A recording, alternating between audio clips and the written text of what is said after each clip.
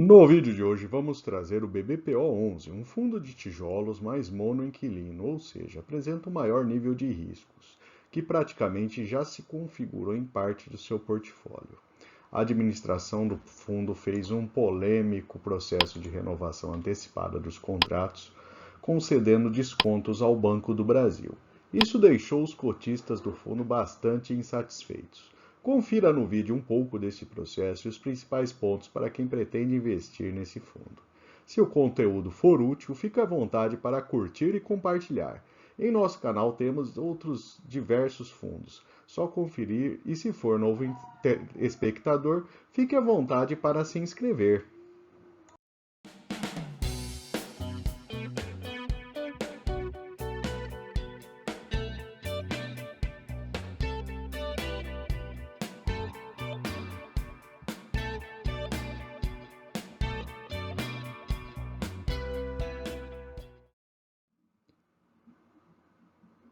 Antes de mais nada, vale comentar que o fundo BBPO trata-se de um fundo monoinquilino, ou seja, tem somente um locatário no momento, que é o Banco do Brasil.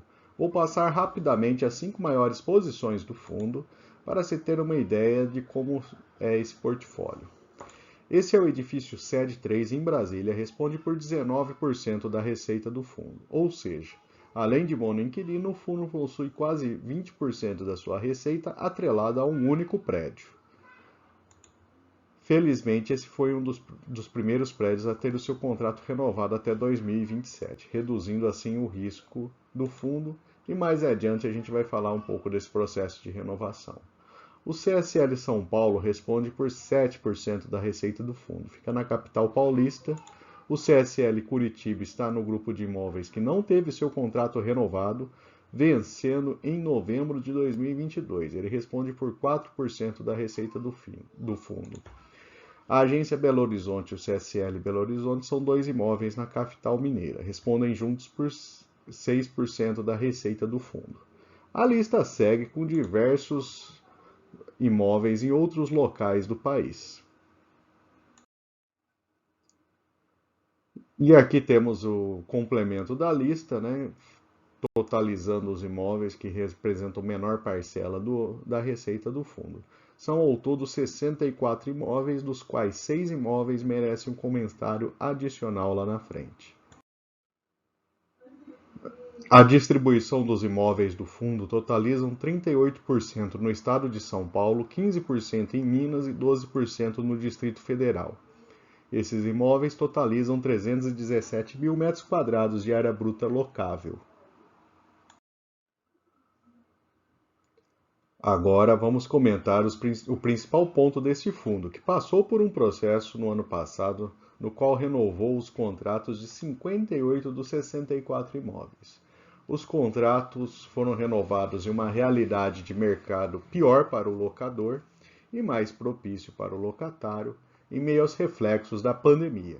Diversos bancos comentando sobre o fechamento de agências e o maior uso de canais digitais. Os contratos estavam se encerrando mais de um ano depois, em novembro de 22.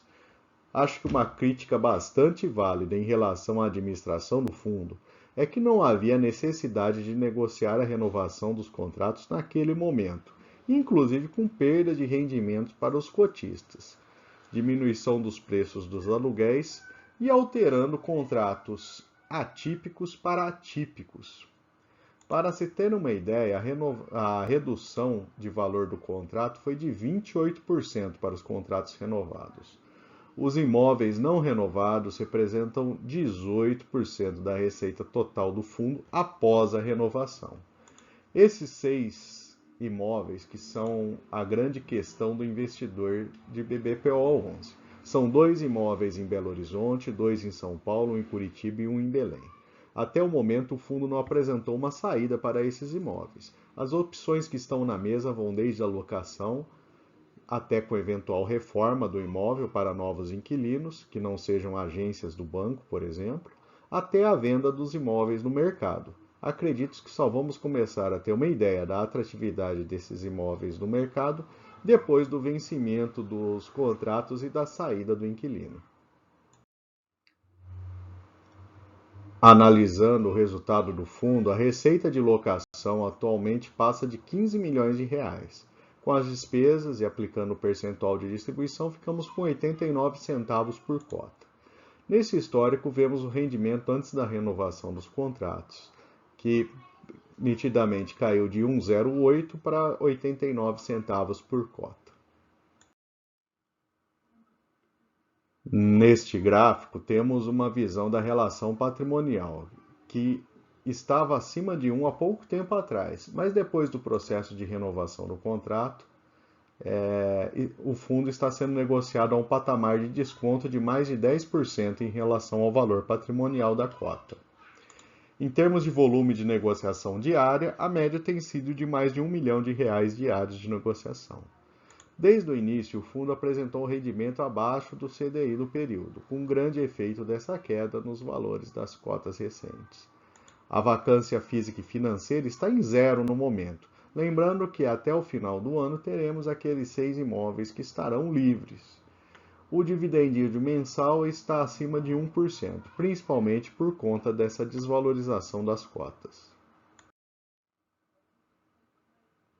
Vamos agora comparar o fundo com outros fundos e agências bancárias. Em termos de dividend yield, o BBPO11 apresenta o maior valor desse conjunto, em parte já precificando a não renovação dos 6 imóveis e a indefinição de qual saída teremos para eles. A relação preço por valor patrimonial está mais baixo na CXAG11, que são agências da Caixa, sendo que o BBPO é o segundo da lista. O crescimento do dividend yield do BBPO11 foi o mais baixo do grupo, apresentando a maior queda, portanto, do grupo, de menos 5%. Em termos de liquidez diária, o BBPO11 tem o maior valor do grupo, tem o maior número de cotistas e, de longe, o maior patrimônio. O percentual em caixa do BBPO11 está em 4,6%. Analisando o histórico de investimentos, a perda de valor da cota foi significativa durante o período, portanto, foi mau negócio nos dois cenários simulados. A cota está sendo negociada próxima a R$ 80, que praticamente é a mínima do último ano, e isso de fato eleva o dividend yield. Essa cota está com desconto de 15% em relação ao valor patrimonial, mas reflete aquele cenário de indefinição sobre o portfólio e o desconto que foi concedido aí durante a renovação antecipada dos contratos. E agora vamos falar dos pontos positivos e negativos para investimento no BBPO11. Do lado positivo, é um fundo que está apresentando um alto dividend yield no momento para um fundo de tijolos, tem grande diversificação geográfica e a cota está próxima às suas mínimas. Do lado negativo, a renovação antecipada de contratos com desconto tirou rentabilidade do cotista. 6 imóveis com definição após novembro de 2022, a gente ainda não tem nenhum cenário claro para eles, o que vai conseguir ser feito com eles, e é um fundo que de fato apresenta um maior número de riscos por ser um fundo monoinquilino. E vamos deixar aqui uma tela final com a nossa playlist de fundos imobiliários. Certamente você irá encontrar a análise de algum fundo que seja de seu interesse para investir. E se o conteúdo te ajudar nas análises, se inscreva em nosso canal.